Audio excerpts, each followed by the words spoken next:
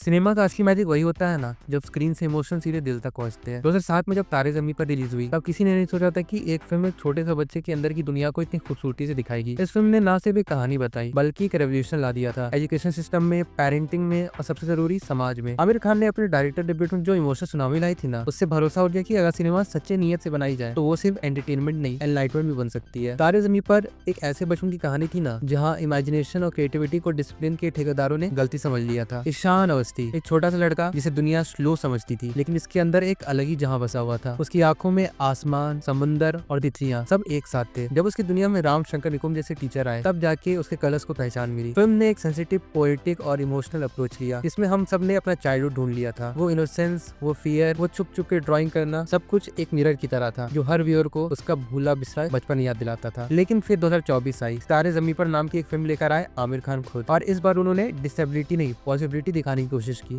Theme थी down syndrome पे super achiever बच्चे, एक मोटिवेशनल टेल जहाँ पे ये बच्चे अपने कंडीशन के बावजूद दुनिया जीत लेते हैं। Sound great on paper, right? लेकिन असली प्रॉब्लम ये थी कि जहाँ तारे जमीन पर में दुनिया एक बच्चे को समझने के लिए बदलती है, वहीं सितारे जमीन पर में बच्चे खुद दुनिया जैसी बनने के लिए बदल जाते हैं। ये अप्रोच सुपरफिशियल थी, वो ऑनेस्टी, वो सुकून, वो आर्ट, इसमें पहली फिल्म डूबी थी ना, उसका तो यहाँ नामो निशान नहीं था। तारे जमीन पर ने सोसाइटी को मिरर दिखाया था। उसने बताया था कि अगर कोई बच्चा डिफरेंट है तो प्रॉब्लम उसमें नहीं है, हमारी आंखों में है, जो डिफरेंस को डिजीज समझती है। इतना सटल, इतना पोएटिक, इतना टेंडर था वो नैरेटिव कि आज भी लोग एवरी चाइल्ड स्पेशल सुनते हैं तो आंखों में पानी आ जाता है। और इसी का अपोजिट सितारे जमीन पर एक कमर्शियल फिल्म है, जिसमें ना तो रियल स्ट्रगल्स का डेप्थ है, ना रियल इमोशन का वेट। वो एक टिपिकल हीरोइक ट्रांसफॉर्मेशन आर्क है, जहाँ डिसेबिलिटी एक ऑब्स्टेकल था, जिसे क्रॉस करके जीत दिखानी थी। पर असली जीत तब होती है जब सोसाइटी को समझाया जाए कि हर बच्चा अपनी जगह परफेक्ट है। यहाँ तारे जमीन पर का सोल सबसे स्ट्रॉन्ग माना जाता है। उसने आर्ट को थेरेपी बनाया, उसने इमोशन को एक्सप्रेशन दिया, क्योंकि हर माँ बाप अपने अंदर झांकने पर मजबूर हो गए। ये तो हमारे घर में भी होता है। मैंने भी कभी अपने बच्चे की ड्राइंग को वेस्ट ऑफ टाइम बोला था। ऐसे थॉट्स आने लगे थे पेरेंट्स में तारे जमीन पर को देखने के बाद। और ये फिल्म किसी एक ईशान की कहानी नहीं थी, ये फिल्म हर उस बच्चे की कहानी थी जिसे सोसाइटी के फ्रेम में फिट होने के लिए जोर जबरदस्ती की जाती है। तारे जमीन पर में आमिर खान एक्टिंग से ज्यादा गाइडिंग लाइट जैसे थे। वो पूरे फिल्म में एक मेंटर, एक ऑब्जर्वर, एक कैटलिस्ट थे, जो सिर्फ ईशान को नहीं बल्कि ऑडियंस को भी बदलना चाहते थे। और जब उन्होंने कहा जो कल्पना करते हैं वही दुनिया बदलते हैं, तो लगता था कि हर आर्टिस्ट, हर ड्रीमर के लिए एक एंथम लिख दिया गया है। बस फिल्म में म्यूजिक सिर्फ बैकग्राउंड स्कोर नहीं था, उसमें सोल थी। माँ जैसे गाने ने तो पूरी जनरेशन को रुलाया है, जहाँ हर बच्चा अपनी मम्मी के गुस्से, प्यार और डिस्टेंस को समझ गया। कॉन्ट्रास्ट करो सितारे जमीन पर से, इसमें थीम्स हैवी थी लेकिन ट्रीटमेंट लाइट। जहाँ तारे जमीन पर में एवरेज सीन एक पेंटिंग जैसा फील देता है, वहाँ सितारे जमीन पर में स्क्रीन पे लगता है जैसे कोई स्कूल एनुअल डे का नाटक चल रहा हो। डायलॉग राइटिंग फोर्स थी, बैकग्राउंड स्कोर मैनिपुलेटिव थे, और सबसे बड़ी बात, उस फिल्म में पेशेंस नहीं था। ये फिल्म सब कुछ फास्ट फॉरवर्ड में दिखाना चाहती थी, जैसे कह रही हो देखो अचीवमेंट इंपॉर्टेंट है, देखो मोटिवेशन से सब कुछ हो सकता है। लेकिन कभी सोचा है हर बच्चा मोटिवेशनल स्पीकर क्यों बने? क्या नॉर्मलिज्म सेलिब्रेट नहीं होनी चाहिए? आज के जमाने में जहाँ लोग इंस्टेंट ग्रेटिफिकेशन के पीछे भाग रहे हैं, वहाँ तारे जमीन पर जैसी फिल्म स्लो सिनेमा का एक मास्टरपीस है। वो ऑडियंस को फोर्स करती है रुक जाने के लिए, सोचने के लिए और फील करने के लिए। वो आपको स्पून फीड नहीं करती, वो आपको इंट्रोस्पेक्शन करने पर मजबूर करती है। इसलिए वो फिल्म टाइमलेस है, जबकि सितारे जमीन पर ऑलरेडी आउटडेटेड लगती है, क्योंकि वो एक ट्रेंड फेस कर रही थी, इंक्लूसिविटी का, डिसेबिलिटी रिप्रेजेंटेशन का, लेकिन विदाउट अंडरस्टैंडिंग इट्स कोर। एक और बड़ा फर्क उन दोनों में था परफॉर्मेंसेस का। दर्शी सफारी ने ईशान के रोल में जो किया था ना, वो सिर्फ एक्टिंग नहीं थी, वो एक स्पिरिचुअल एक्सपीरियंस था। उसकी आंखों का डर, उसके हालात का साइलेंस, उसकी छोटी छोटी खुशियां, सब कुछ इतना रियल था कि लगता ही नहीं था कि वो एक्ट कर रहा है। उसके कंपैरिजन में सितारे जमीन पर के चाइल्ड एक्टर्स की परफॉर्मेंस रोबोटिक थी, clearly trained, clearly directed and clearly manufactured. उनमें स्पॉन्टेनिटी का कोई मैजिक ही नहीं था, वो तो बस कैमरा के लिए एक्ट कर रहे थे, जबकि दर्शील ने कैमरा ही को बुला दिया था। आमिर खान के लिए तारे जमीन पर एक लैंडमार्क थी, जहाँ उन्होंने खुद को सेकंड प्रायोरिटी बनाया और एक स्टोरी को पहले प्लेस किया, जबकि सितारे जमीन पर उनका कैरेक्टर सेंटर में है और फिल्म उनकी स्टारडम के अराउंड रोटेट करती है। मतलब जहाँ पहले वो टीचर थे जो पीछे खड़े होकर स्टूडेंट को शाइन करने देते थे, अब वो सितारे जमीन पर में मेंटर नहीं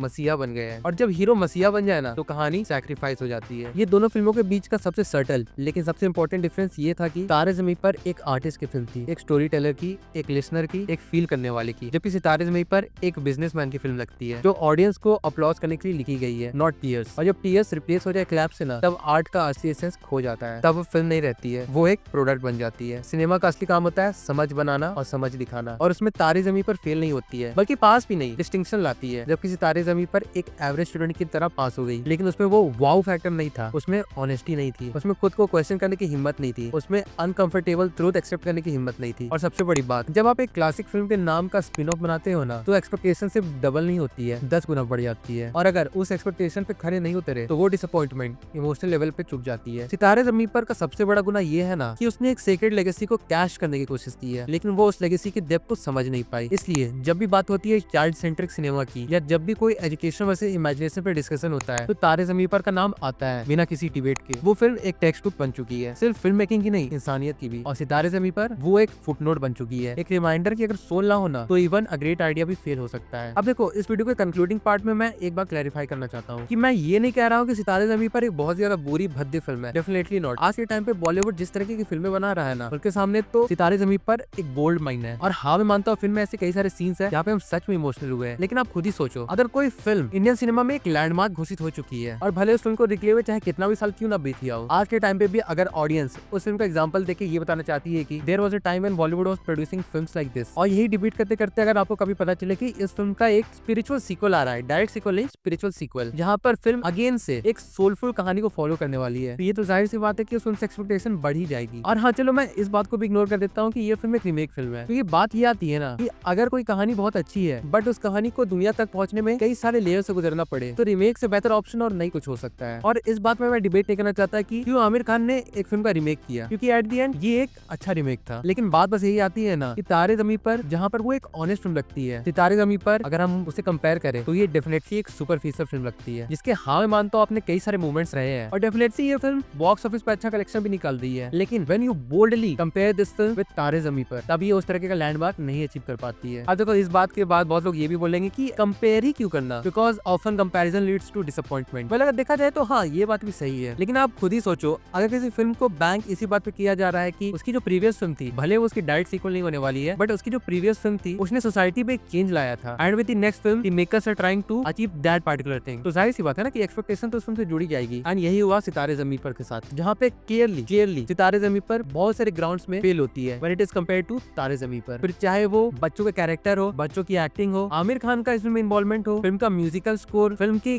गट रंचिंग सीन्स, इन सारी चीजों को अगर कंपेयर किया जाए ना तो yes, Sitaare Zameen Par is kind of a let down. और इसलिए इस फिल्म को ये बोलो डिफरेंट बिल्कुल भी नहीं किया जा सकता ना कि सितारे ज़मीं पर आज के टाइम पे आ रही बॉलीवुड की बहुत सारी जो नॉनसेंस फिल्म है उनसे काफी बेहतर है, क्योंकि ये एक बहुत ही अलग टॉपिक हो जाएगा। आप खुद ही सोचो कि आप सितारे ज़मीं पर जैसी फिल्मों को बड़े मियां छोटे मियां, बच्चन पांडे, पठान, इन सारी फिल्मों से कंपेयर कर सकते हो? नहीं ना, क्योंकि इन सारी फिल्मों का जॉनर ही अलग है। इसलिए इस बात को बोल के सितारे ज़मीं को डिफरेंट करना ये टोटली इलॉजिकल और नॉनसेंस दोनों है। बट कोई नहीं, मुझे जो बातें रखी थी मैंने इस वीडियो में उन सारी बातों को रख दिया आपके सामने। And now it's up to you कि आप मेरे बातों से एग्री करते हैं या फिर आपके कुछ पॉइंट्स है जो क्लियरली मेरे पॉइंट से काफी डिफरेंट है, तो आप जरूर से कमेंट्स में लिख के उसे बता सकते हैं। मैं जरूर से उन सारे कमेंट्स को पढ़ूंगा, so do drop your comment. और फिर बाकी चलिए मिलते हैं बहुत जल्दी एक और नए वीडियो के साथ, तब तक के लिए बाय।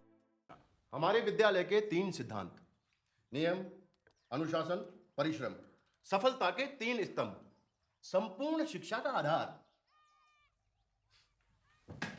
हाय लिख लो।